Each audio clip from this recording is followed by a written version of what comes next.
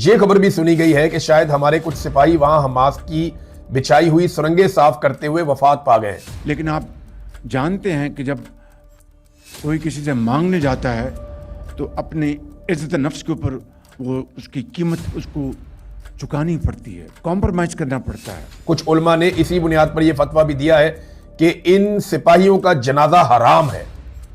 आसिम मुनीर साहब, आपका अंजाम भी यही होगा। गौर करो फौजियों, इस पे गौर करो।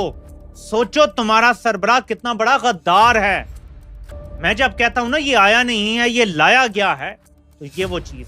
आज की सबसे शॉकिंग न्यूज़ ये आ रही है कि पाकिस्तानी फौज सीक्रेटली गाजा में एंटर हो चुकी है, पर ट्विस्ट ये है कि वहाँ हमास ने ही उन्हें टारगेट किया है।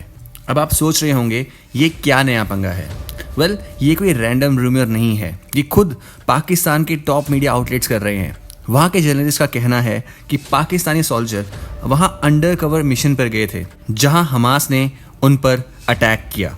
सिचुएशन इतनी इंटेंस है कि वहाँ के रिलीजियस लीडर्स ने भी फतवा तक जारी कर दिया है कि इनका जनाजा कोई नहीं पड़ेगा। सिर्फ मीडिया ही नहीं, पाकिस्तान के प्राइम मिनिस्टर शहबाज शरीफ का एक स्टेटमेंट भी इस थ्योरी को आग दे रहा है। उन्होंने हाल ही में कहा था कि जब हम कहीं फाइनेंशियल हेल्प मांगने जाते हैं तो उसका एक हैवी प्राइस चुकाना पड़ता है। इन दोनों बातों को अगर कनेक्ट करें तो एक ये कंक्लूजन निकलता है कि शायद ये सोल्जर्स किसी इंटरनेशनल डील का हिस्सा थे। क्या ये सच में पाकिस्तानी फौजी की स्ट्रेटेजिक फेलियर है या फिर ये एक सिर्फ मीडिया का स्टंट है? मैं यहाँ पर बगैर किसी लगी लपटी के आपको बताना चाहता हूँ कि मैं भी और खामोशी के साथ फील्ड मार्शल हम कई ममालिक में गए और उनसे कहा कि IMF का प्रोग्राम है, ये हमारा एक्सटर्नल गैप है, आप इतने बिलियन डॉलर्स दे दें, आप इतने बिलियन डॉलर्स दे दें। मैं उन ममालिक का, उन दोस्त ममालिक का बेहद शुक्रगुजार हूँ कि जिन्होंने हमारी पजीराई की। लेकिन आप जानते हैं कि जब कोई किसी से मांगने जाता है तो अपनी इज्जत नफ्स के ऊपर वो उसकी कीमत उसको चुकानी पड़ती है, कॉम्प्रोमाइज करना पड़ता है। और फिर बाद में कोई ऐसा कहीं से ख्वाहिश आ जाए तो उस ख्वाहिश को वो कितनी भी वो उसको इम्प्लीमेंट करने का कोई जवाब ना हो, आप उसका बोझ लेते हैं। इसराइल हमास को अब तक डी-वेपनाइज या डिसआर्म करने में नाकाम रहा। अब यह ड्यूटी अफवाज पाकिस्तान के सपुर्द की जा रही है। गजा जाएं, फलस्तीनी लोगों को डिसआर्म करें और इन्हें इसराइल के रहमो करम पर छोड़ दें। यह खबर भी सुनी गई है कि शायद हमारे कुछ सिपाही वहां हमास की बिछाई हुई सुरंगें साफ करते हुए वफात पा गए। हमारा काम तो यह था कि किबला अव्वल के मुहाफिज बनते, मगर आज हम पर इन्हीं मुहाफिजों को खत्म करने की ड्यूटी लगाई जा रही है। कुछ उलमा ने इसी बुनियाद पर यह फतवा भी दिया है कि इन सिपाहियों का जनाजा हराम है। आसिम मुनीर साहब, आपका अंजाम भी यही होगा। बड़ा सख्त ट्वीट है जावेद हाशमी साहब का, लेकिन इसमें एक क्लेम है कि यह सुनने में आया है कि कुछ सिपाही वहां हमास की बिछाई हुई सुरंगें साफ करने की ड्यूटी करते हुए वफात पा गए हैं और मौलवी कहते हैं कि इनका जनाजा भी नहीं हो सकता। और आसिम मुनीर, आपका भी यही हाल होना है, ये जावेद हाशमी साहब कह रहे हैं। ये कहता है मैं और फील्ड मार्शल, वो फील्ड मार्शल खुफिया तौर पे और मैं खुलेआम ममालिक में जाते रहे, डॉलरों की भीख मांगते रहे, ठीक है। लेकिन जब आप डॉलरों की भीख मांगते हैं तो फिर आपको दूसरे ममालिक की कुछ बातें माननी पड़ती हैं, कंप्रोमाइज करना पड़ता है। ऐसा क्या हुआ है अभी, जरा सोचे ना, ऐसा क्या अभी हालिया दौर में हुआ है जिसको इंप्लीमेंट करने का कोई जवाब नहीं है, लेकिन हम कर रहे हैं। बोर्ड ऑफ पीस और गजा में फौजें भेजना, कोई तीसरी चीज समझ आती है जिसका कोई जवाब ना और की जा रही। अब नाज़रीन, कल मैंने आपको एक चीज बताई थी कि आसिम मुनीर साहब ने एक स्टेटमेंट दिया और मैंने कहा था यह स्टेटमेंट फेंकने वाला नहीं है। उन्होंने कहा कि हर सतह पर फिक्री तब्दीली नागुज़ीर हो चुकी है। यह जुमला बार बार आपने अपने ज़हन में रखना कि हर सतह पर फिक्री तब्दीली नागुज़ीर हो चुकी है। यह क्या पाकिस्तान में तब्दील करना चाहते हैं? ऐसा क्या है कि पाकिस्तानियों की सोच ही तब्दील हो जाए, नजरिया ही तब्दील हो जाए?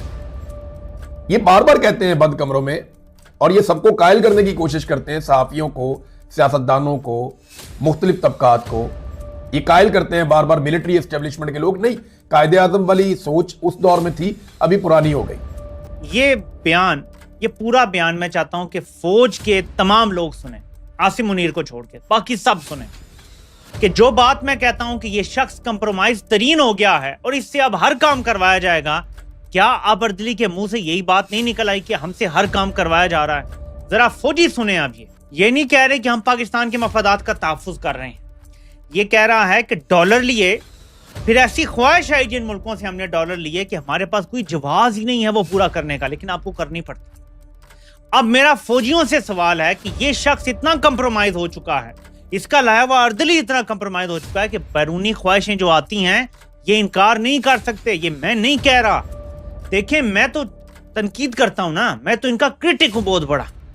अब ये अपने मुंह से कह रहे हैं। फौजियों को ये सोचना है, तमाम फौजियों को ये सोचना है कि आपका बॉस इतना कंप्रोमाइज हो चुका है कि आप बैरूनी ख्वाहिशें जो आती हैं, ऐसी ख्वाहिशें, कोई आम बात नहीं कि चले पाकिस्तान थोड़ा बहुत कंप्रोमाइज कर ले, ऐसी ख्वाहिशें जिन पे अमल दरामद का कोई जवाब भी नहीं है।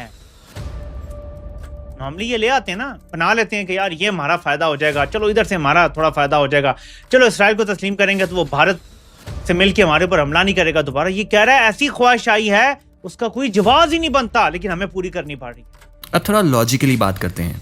पाकिस्तान की इकोनॉमी इस वक्त लाइफ सपोर्ट पर चल रही है और सबको पता है कि उन्हें मैसिव लोन्स की ज़रूरत है। एक्सपर्ट्स का मानना है कि शायद ये सोल्जर्स वहाँ एज ए किराए के फौजी गए थे, पर हमास का उन पर ही अटैक करना ये दिखाता है कि ग्राउंड पर सिचुएशन कितनी कॉम्प्लिकेटेड है।